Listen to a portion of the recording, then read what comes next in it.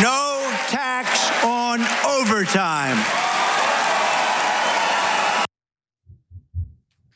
All right, no tax on overtime pay. That was one of Trump's signature promises to the American people.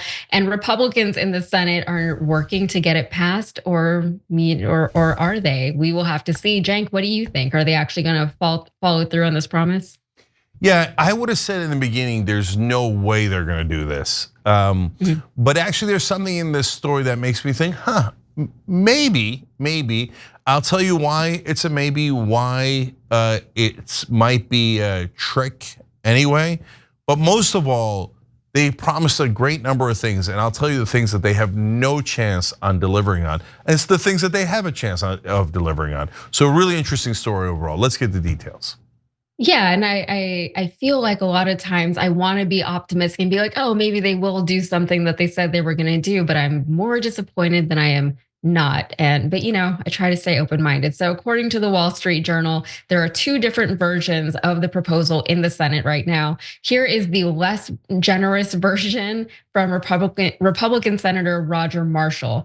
The proposal is capped at $10,000 for individuals and $20,000 for married couples. The break for overtime pay would start phasing out once individual adjusted gross income reaches $100,000 or when a married couple's income reaches $200,000.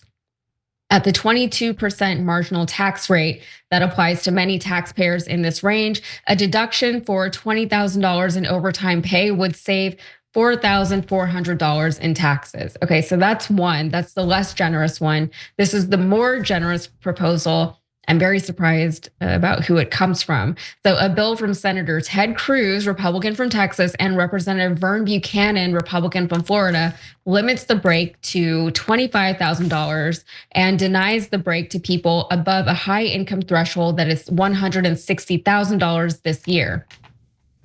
So the question is, even if this does get passed, how many Americans would actually be affected by this policy? And according to the Yale Budget Lab, about 8% of hourly workers and 4% of salaried workers regularly work overtime. So not a whole lot, but some. And to be fair, that is a campaign promise. But Cenk, I want to get your thoughts on this. What gives you pause with all of this? Yeah, and so in the beginning, I was like, there's no way in the world they're gonna do this, because if you just did a blanket rule on not taxing overtime, it would cost $680 billion to $1.3 trillion. So now remember, they already have around, it started with 4.5, it looks like they're up to $5.5 trillion in tax cuts for corporations and the wealthy. So they would have to layer this on top. So now we're talking about what, $6.8 trillion in tax cuts?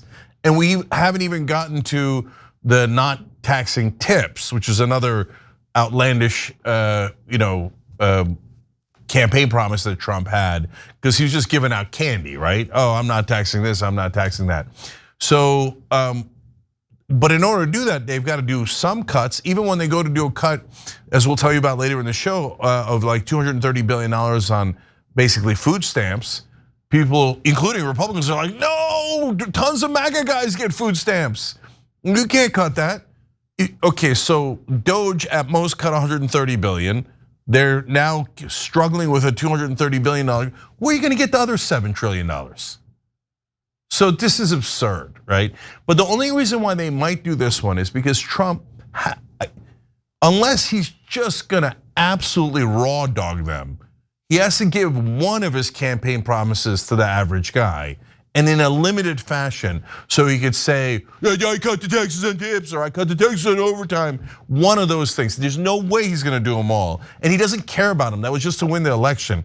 The only ones he actually cares about, the tax cuts he cares about, are for corporations who are his donors and the wealthy. And he's wealthy and everyone he knows is wealthy. So those are locked in. So that's our base. You start with about $5 trillion in tax cuts for the rich to begin with.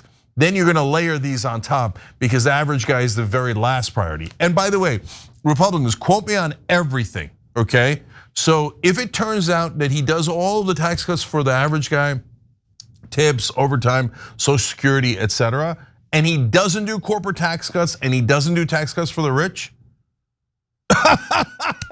there's no, all right, but I'll eat my shorts. There's no way that's gonna happen. In fact, Trump has already said, he flirted with like, well, maybe we shouldn't cut taxes on the rich again.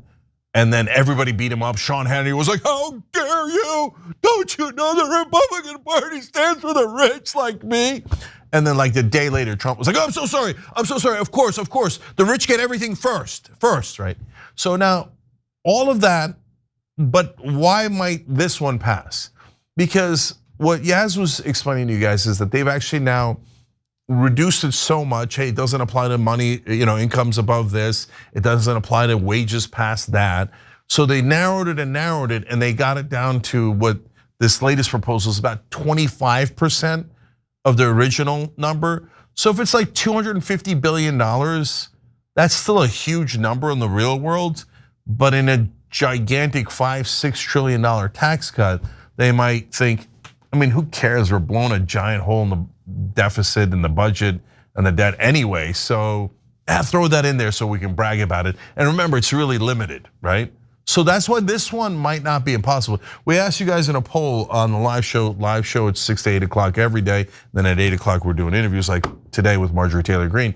Anyways, whether you guys think that there will be no taxes on overtime or not, I'm curious to see what you guys think. But like that, I know is the logical answer, but in this rare case, maybe this is the one that they give to the MAGA base because they limited it so much and it's not nearly as big as it used to be. So that's my theory on it. But look, if it turns out they don't give anything to the average guy and they give everything to the rich, I wouldn't be 1% surprised. Mm-hmm. Yeah, I think that was really my thought on the whole thing too, is, you were talking about how Trump is giving out tax cuts like candy. I mean, he just says whatever comes to his head and then that becomes policy. So we see for ourselves that there really isn't as overarching of a plan or a strategy in place as many of us would hope that there are. But I do agree, I figured that this is just a really easy campaign promise for him to keep. Just if he can say, I did something for the working man, I did something for the average American, even though, what was it, 4 or 8% of hourly or salaried workers would actually feel the impacts of this, and with people who fall within the parameters. So there is some part of doing a job like this where you do feel like a bit of schadenfreude, or like, and I told you so. If you see that the administration is not following through on any of the plans that they said they were going to do for the American people, because you want to say, you know what, we told you this was going to happen. Why did you vote this way? Maybe don't do it again in the future. But at the same time, you do actually want good things to happen to the American people, right? So if something does get passed for them, I'm not going to be like, it's not enough, you do more, whatever, even though it really isn't enough. I do want to be able to celebrate something that happens good for the average American person. But, I don't know. This isn't as exciting as I would like for it to be. Yeah, I mean, we're talking about a quarter of 8%, right? 8% of people are at least hourly workers, right? And they've now reduced the tax cut for those folks to a quarter. So that's why it's like it's a tiny bit of a release valve and a fake promise kept, even if they do it, which I'm not sure they're going to. Okay, but guys, that's the number one thing that I want to leave you with is they're not even trying to balance the budget. So if you're MAGA or you're an independent who voted for Trump and you think, oh, no, they're going to magically cut $5-6 trillion from the budget, I bet there's waste, fraud, and abuse for that kind of number. You're in la la land. I will guarantee you 100%, quote me on it, never watch the show if I'm not right, they will not balance the budget any of the 4 years that Trump is in office. They won't come close. This year, they're gonna put this massive hole in the budget. I mean, anywhere from $4 to $6-7 trillion. Remember last time Trump added $8 trillion to the debt, more than any other president in US history.